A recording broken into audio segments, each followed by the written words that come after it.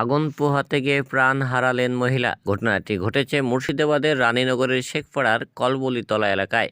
ছেলে পেলে আগুন ধরাইছিল বাইরে, মা যায় দাঁড়াইছিল। 48 বছর বয়সী ওই মহিলার নাম মিনা বিবি। জানা যায়, গত বৃহস্পতিবার রাতে অত্যন্ত ঠান্ডার কারণে বাড়ির সামনেই হাত গরম করার জন্য আগুন ধরান।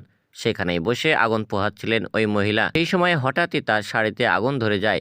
বেগতিক বুঝে বাড়ির দিকে ছুটতে থাকেন তিনি। ততক্ষণে আগুনের তীব্রতা বেড়ে যায়, ফলে শরীরের অধিকাংশই পুড়ে যায় ওই মহিলার। পরিবারের সদস্যরা তাকে তড়িঘড়ি উদ্ধার করে চিকিৎসার জন্য নিয়ে যান গোধনপাড়া গ্রামীণ হাসপাতালে। সেখানে থেকে দমকল, সেখানেও শারীরিক অবস্থার উন্নতি না হওয়ায় চিকিৎসার জন্য পাঠায় বহরমপুর মুর্শিদাবাদ মেডিকেল কলেজ হাসপাতালে। সেখানেই টানা 6 দিন মৃত্যুর সঙ্গে পাঞ্জা লড়েও শেষ রক্ষা হলো না। 7 দিনের সকালে মৃত্যু হয় তার। ওই ঘটনায় কান্নায় ভেঙে পড়ে পরিবারের সদস্য থেকে পরিজনেরা। সাবধান, সতর্ক থাকুন যেন এই ঘটনার পুনরাবৃত্তি না ঘটে আপনার এলাকায়। বাচ্চা ছেলে পেলে আগুন ধরাইছিল, দিয়ে আগুন পৌঁছেছে, আগুন ধরে গেছিলো ভিতরে।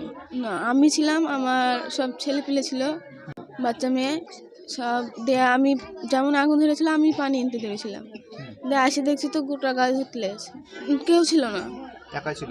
হ্যাঁ, সব বাচ্চা সব ছেলে পেলে ছিল। তাই মা অনেক হতো। মা কাবক করে ছাড়তে পারেনি মিনা বিবি।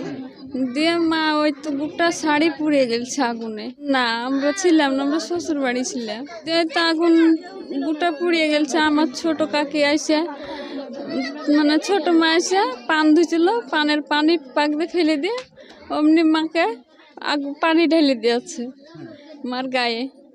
দিয়ে তো স্বর্ণগরে তুলে নিয়ে যা রানীনগর হসপিটালে ভর্তি করেছিল।